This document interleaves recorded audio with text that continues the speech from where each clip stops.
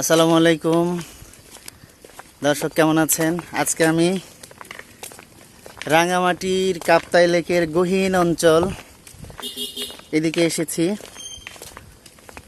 এখন আমি যে জায়গাটায় হাঁটছি এই জায়গার নাম হচ্ছে শিবের আগা। আমার সাথে কয়েকজন আছে।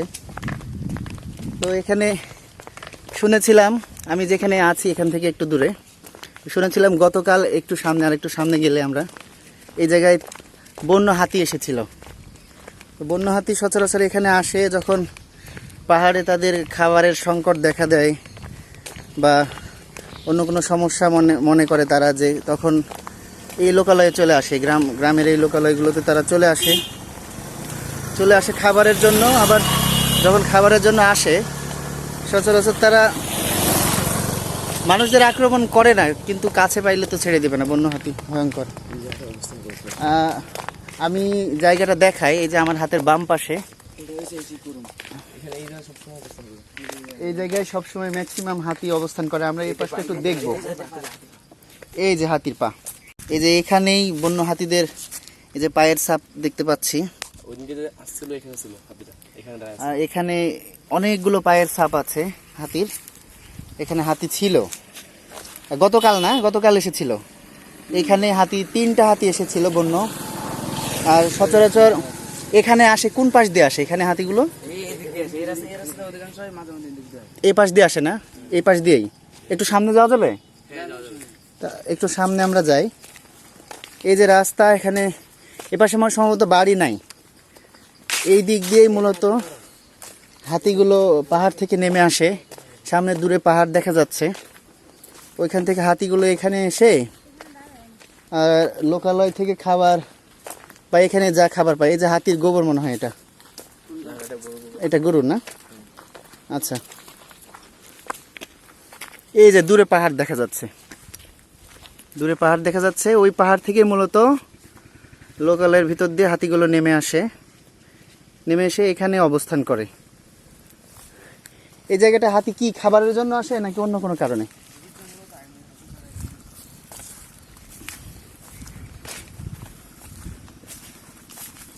এই যে হাতির পায়ের ছাপ, অসংখ্য হাতির পায়ের ছাপ। এই জায়গাতে মূলত হাতি কি খায় আসলে? এখানে এসে এখানে আসে যে মূলত হচ্ছে এখানে পেঁপে গাছ আছে, পেঁপে বাগান, মানুষের যে চাষ করা পেঁপে বাগান।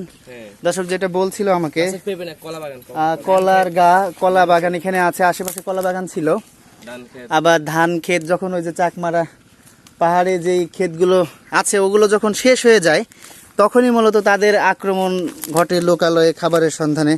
কারো পেঁপের বাগান, পেঁপে খায় এসে, এরপরে কলার গাছ থেকে।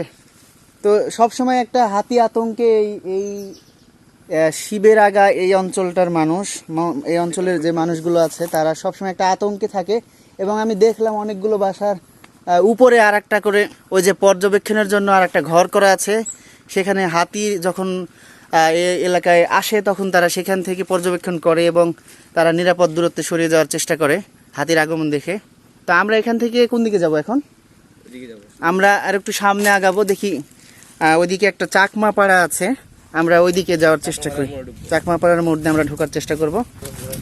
এখানে দেখেন কিছু গাছ আছে, এগুলো হাতি ভাঙচুর করেছে। আর এই রাস্তা চলে গেছে সোজা চাকমা পাড়ার দিকে, না? চাকমা পাড়ার দিকে আমরা এইদিকেই যাব, এই রাস্তা ধরে। এখান থেকে পাহাড় কাছে মনে হচ্ছে, বাট আমি যতটুকু শুনছি তাদের কাছে, তো তারা বলছে পাহাড় এখান থেকে কাছে মনে হলো অনেক দূরে। হাঁটতে হলে প্রায় ঘন্টা 2 হাঁটতে হবে নাকি? তারও বেশি, 2 ঘন্টারও বেশি। ওই পাহাড়ের নামটা কি? এই যে পাহাড়টা দেখা যায়,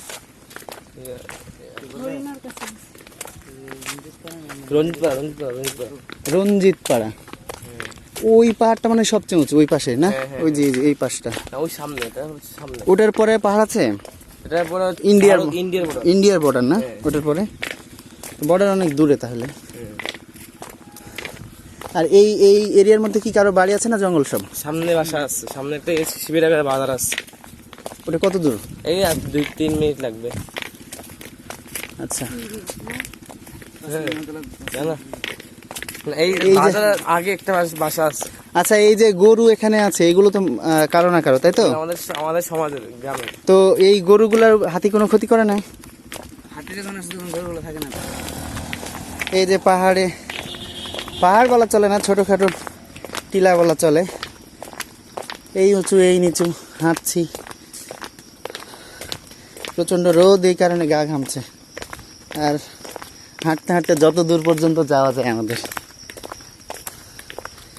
আসলে পাহাড়ের সৌন্দর্য গাড়িতে চড়ে দেখা যায় না, হেঁটে হেঁটে বন বাজারের ভিতর দিয়ে যদি সরু সরু যে পায়ে হাঁটার যে রাস্তাগুলো আছে, এদিক দিয়ে যখন আমরা হাঁটবো, এদিক দিয়ে যখন আমরা যাব, এই রাস্তাগুলোর মাঝে আসলে প্রকৃতির খুব কাছে আসা যায়, প্রকৃতির কাছ থেকে সব কিছুর সৌন্দর্য অবলোকন করা যায়। এই যে নামলাম নিচে, আবার উপরে উঠতেছি।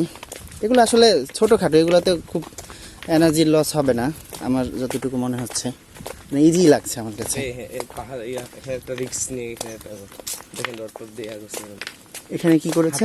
হাতি আসে ও, এখানে হাতি আসে, এই জন্য কাঁটাতারের বেড়া দেওয়া আছে। এখানে খালি একটাই ঘর আছে, একটাই ঘর, আশেপাশে কোনো বাড়ি ঘর নাই। এটা নিরাপত্তার জন্য চারপাশ কাঁটাতারের বেড়া দিয়ে। এই বেড়া কি খাটবে হাতির কাছে? তারপরেও ও সেফটির জন্য দিয়েছে, যদি ওইটা দেখে হয়তো বা কাছাকাছি না গেল। আমার কাফিলা গাছ লাগাইছে যেন গাছগুলো টিকে, যে এগুলো মোটা হয় বড় হয়। হ্যাঁ, এই যে এই বাড়িটা সেটা কি বাঙালি মুসলিম বাড়ি না চাকমা বা অন্য কিছু? এটা হচ্ছে মুসলিম আছে। আর এখানে একটা বাড়ি আছে দেখেন, এই টিলার উপরে। এই বাসাটা এইভাবে তারা নিরাপত্তা দিয়ে রাখছে, নিরাপত্তা দিয়ে রেখে ওই যে হাতির কারণে। আর চারপাশে দেখেন লেকের, এই যে কাপ্তাই যে লেক আছে, অলি গলি, মানে ওই যে রাস্তা থাকে না, এরকম সব জায়গাতেই লেকের কিছু না কিছু অংশ। দেখেন কত নিচু জায়গায়। এখন পানি অনেকটাই কমে গেছে, এখানে বোঝা যাচ্ছে, স্পষ্টভাবে বোঝা যাচ্ছে যে পানি অনেক কমছে। দেখেন অনেকটা পানি কমে গেছে। গাছ, যেটা বলছিলাম যে অনেকটা পানি কমে গেছে। আর আমার চারপাশে এখানে কোনো বাড়ি ঘর নাই। আবার সামনে এটা কি বাজার? শিবের আগা? আমরা এই যে এখানে আসছি শিবের আগা বাজার, মুসলিমদের সামনে। হ্যাঁ, এখানে দুইটা অংশ আছে এই বাজারে। যে এই পাশটা, আমি যে পাশটায় ঢুকছি, এই পাশটা মূলত মুসলিম কমিউনিটিদের জন্য। আর এটার অপোজিটে আর একটা আছে সেম নাম, ওইটা হলো চাকমাদের বাজার। তা আমি দেখি যাব ভিতরে কত দূর যাওয়া যায়, গিয়ে পাহাড়ি মানুষের সাথে কথা বলবো। এটা আমার অনেক দিনের ইচ্ছা ছিল। তো পাহাড়ি বাঙালিদের সাথে মোটামুটি কথা হয়েছে, এখন অন্য ধর্মের যারা আছে বা অন্য গোত্রের যারা আছে তাদের সাথে যদি কথা বলা যায়। এখানে দোকানপাট সবগুলোই বন্ধ দেখছি। তো দেখি যায় কত দূর পর্যন্ত যাওয়া যায়। আর এদিকেও পাহাড়েও ছাত্র আন্দোলনের স্পষ্ট ছাপ দেখেন, এখানে সব দেখা যাচ্ছে।